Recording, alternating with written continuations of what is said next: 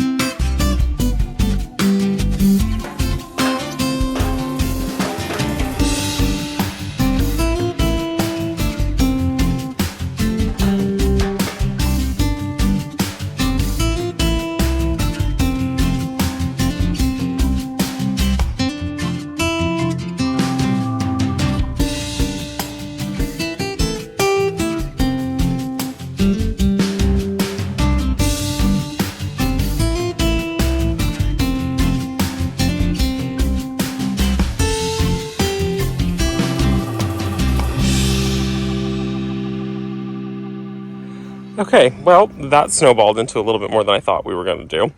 The plan was to put that jasmine here and just kind of tuck it into this corner, let it be like a focal piece around the corner. That's not what happened at all. So we ended up pulling out the one super tunia because it was not performing well. Like half of it was dead. So we have the one, this is the super tunia vista silverberry. The other one was here. This whole half was dead. This part was alive. And I don't know if you guys could tell what was in that bucket, but that was all snails. So gross. There were so many of them, which is crazy because I do have a snail tattoo. But regardless, now I have this empty hole where I need to find something small that I can just kind of tuck in. But this is here. Eventually, this will fill out this entire area. Couple feet wide, 4 feet wide, 8 feet tall. So absolutely gorgeous, like pillar of a plant. And then I had this extra calla lily that I just decided, you know what, let's just stick it where I was going to put that. And that should be really beautiful there. I did come in and I mulched this area. This whole bed did not get mulched this year. So you can see where the one bag stops. I'm going to have Brent come in and he's going to go ahead and mulch. That'll be a different day because it's just way too hot right now. And we have something else that we need to go do. So he's going to get all of this mulched and I'll show you guys that when that does happen. But for now, I am slowly dying. It is so hot. We're going to head to Grandma's house and we're going to go cut back her lavender. I got maybe an hour and a half left of sunlight and it's 30 minutes to get down to her house. Super happy with that there. That's going to be just super gorgeous. And then that beyond pinked bluebeard right there is actually going to be so much happier now that it's going to get a little more light and not like compete. I think it'll be much happier right there. So let's head down to Grandma's now. Okay, so these are the lavenders that we're going to cut back. I don't exactly know which variety they are, but they are definitely probably past their prime. The lady that we went to when we went to the lavender farm was saying that you want to go when it's like, actually, these are probably good because there are a few flowers, and that's kind of the time to cut these one back, is when there's mostly buds. This actually might be late because now I'm looking at it. The buds have already flowered. This might be a little late. Let's see. I mean, you know, I'm not doing it for oil production. We're just doing it to cut these back to have these. And these smell so phenomenal. So we're going to say this is about good. You want to do it when the buds haven't fully opened and when there's about 10% of the flowers on here fully open. So we're going to go ahead and get these sheared back for Grandma. And that one back there is a absolute mammoth of a lavender plant.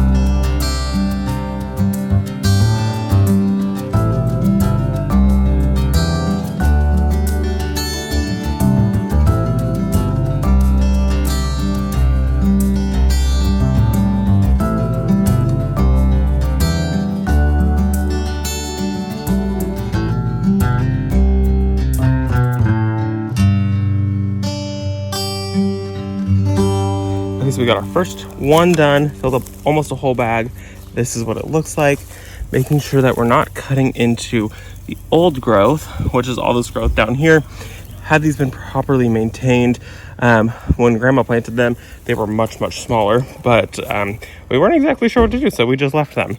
So these got nice round shaping, and then this fall, after they put a little more growth, we'll come back in and we'll check them one more time, and they should be all good to go. So we're just gonna keep moving on.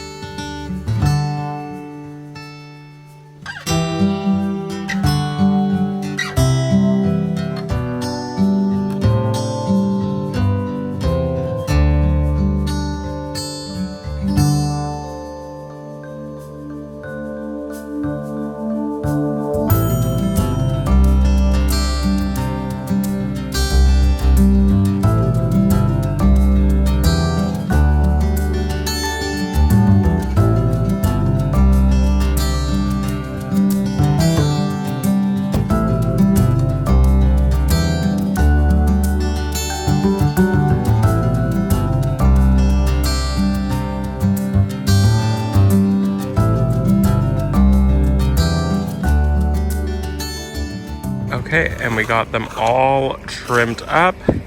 It was actually pretty easy once we pulled the hedge trimmer out. It's funny, they just look like little green balls right now, and that is it. It's really hot because it's the end of the day, but it was actually really easy. We used the hedge trimmer to use the ones that we were going to just like crush up, and we're going to use those ones for potpourri, so it didn't matter which way the stems faced. Then there was ones that I wanted to make sure that they were facing the correct way, so I used this little thing. This is actually for like weeding. I got it off of Amazon, and it was actually really cheap. I will link this down below. This worked fabulously. If I had like a proper one that had like a little like curve to it, that would have been even better, but it's fine. And then just to kind of like get around the base of the plants, because I couldn't get in with this tool or the hedger, I just went in with my Felcos right here, which was super easy. And then we're gonna go in and we're gonna go ahead and bundle those up to dry.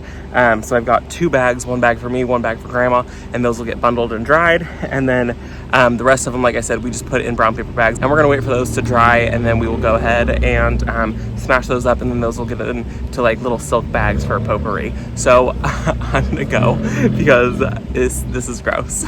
I hope you guys enjoyed the video, and I will see you all in the next one. Bye guys.